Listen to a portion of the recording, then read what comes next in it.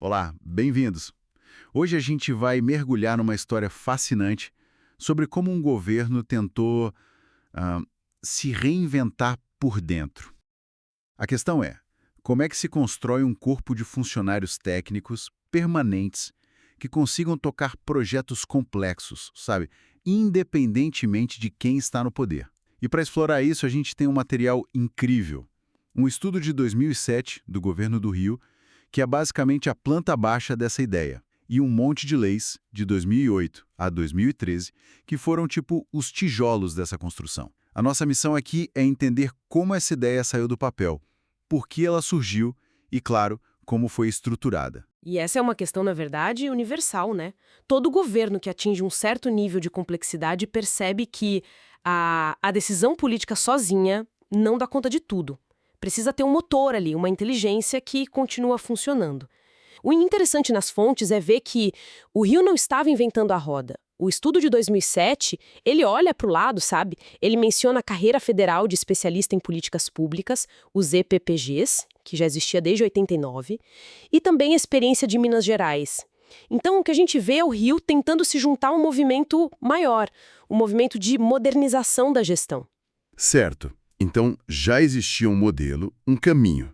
Mas uma coisa é a planta, outra é começar a obra. Como é que foi o primeiro passo concreto? As fontes falam muito de uma lei de 2008, né? Parece que foi ali o começo de tudo. Exatamente. E essa lei de 2008, ela já mostra o tamanho da ambição do projeto, porque em vez de criar um cargo só, um gestor genérico, eles criaram o que a gente pode chamar de uma família de carreiras estratégicas. Uma família de carreiras. Isso, e usaram uma expressão-chave, atividades típicas de Estado. Isso pode soar técnico, mas é fundamental. Usar esse termo é como colocar uma armadura nessas funções. Fica muito mais difícil um governo futuro simplesmente acabar com elas por uma decisão política qualquer. Foi um jeito de construir para durar, sabe? Uma armadura legal, gostei disso. E quem fazia parte dessa família? Então, no início eram 4 perfis. Primeiro, o que a gente pode chamar de cérebro do sistema, o especialista em políticas públicas e gestão governamental, o EPPGG. Ele pensa, desenha, avalia as políticas. Ok, o estrategista. Exato. Depois, os guardiões do cofre. O analista de planejamento e orçamento, que cuida do dinheiro que vai ser gasto, e o analista em finanças públicas, que olha o dinheiro que já foi gasto. E, por fim, um especialista para uma área que é um monstro de complexidade por si só, o especialista em gestão de saúde.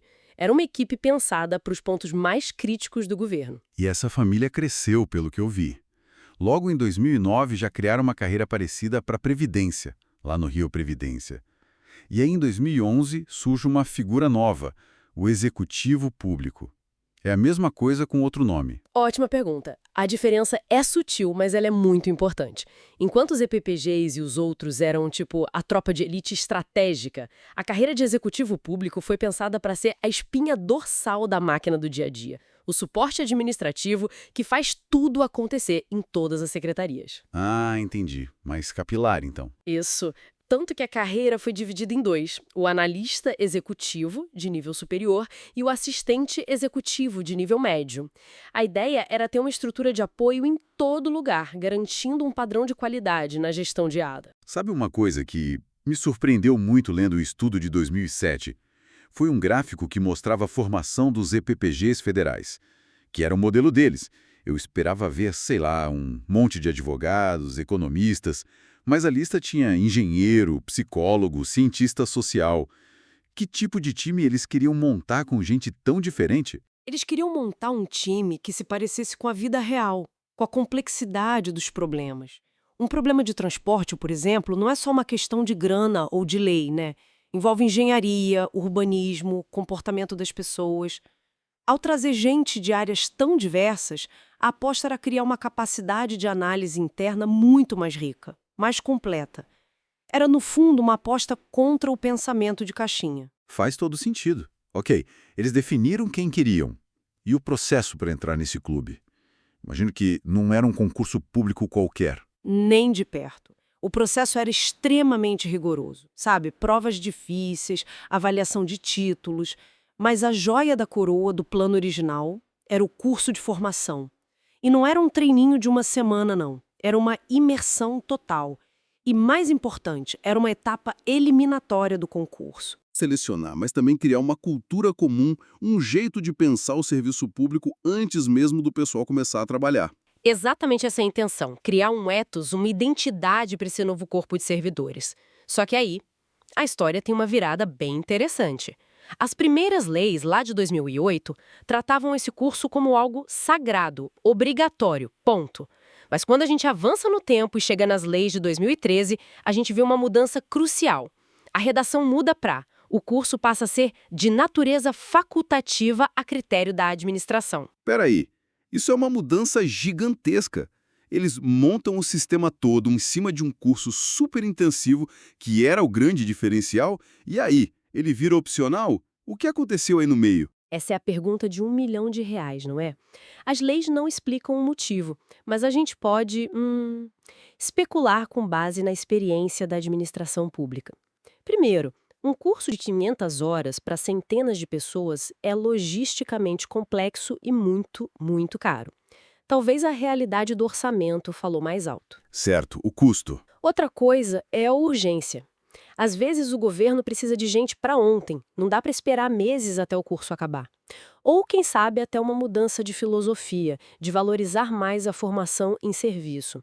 De qualquer forma, foi uma mudança que alterou muito o caráter do plano original. E mesmo sendo opcional, imagino que precisava de algum incentivo para que as pessoas fizessem o curso. Sim, eles mantiveram alguns.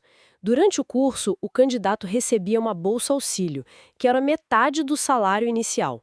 Um valor para a pessoa se manter enquanto estudava em tempo integral. Ok, uma ajuda de custo. Mas o Estado também se protegia. Tinha uma contrapartida muito clara. Como assim? Quem fazia o curso assinava um termo de compromisso. Se desistisse ou se pedisse para sair da carreira antes de um tempo mínimo, geralmente 2 anos, tinha que devolver toda a grana que o governo gastou na formação. Ah, então era um investimento com garantia. Exato. O Estado dizia: eu invisto em você, mas eu quero um retorno. Quero o seu trabalho aqui por pelo menos 2 anos. Era um negócio bem amarrado. Entendi. Então o processo de entrada era duro, mas o investimento era sério. Isso me leva a outra ponta. E depois de entrar, o que eles ofereciam para manter esses talentos no governo? A remuneração e a carreira tinham que ser bem atraentes. Sem dúvida. E a estrutura que eles criaram é bem moderna, muito inspirada em gestão para o desempenho. A remuneração não era só um salário fixo, era um pacote de 3 partes. A primeira, claro, é o vencimento base, o valor fixo que aumenta com o tempo de carreira. O básico. E as outras 2 partes? É aí que a coisa fica interessante, certo? Exato. A segunda era a gratificação de desempenho de atividade, a GDA. Essa era a parte variável. Uma fatia dependia da sua avaliação individual e a outra do resultado da sua secretaria. Ah, então ligava o bolso do servidor direto nos resultados do governo. Isso. A lógica era: não basta você ser bom, a sua equipe tem que entregar. E a terceira parte era o adicional de qualificação, o AQ. Para quem continuasse estudando. Exatamente, um incentivo direto. Tinha uma pós-graduação, seu salário subia um pouco. Mestrado, subia mais. Doutorado, mais ainda.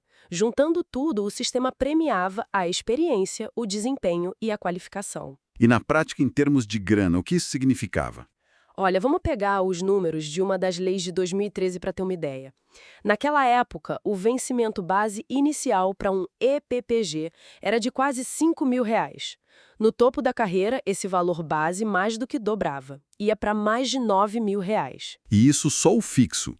Com os bônus de desempenho e qualificação, o pacote total ficava bem competitivo para a época, imagino. Com certeza, se você somar a GDA no máximo e um adicional de doutorado, por exemplo, o salário no topo da carreira podia passar fácil dos 13, 14 mil reais em valores de 2013. Era um pacote para competir com o mercado por bons profissionais.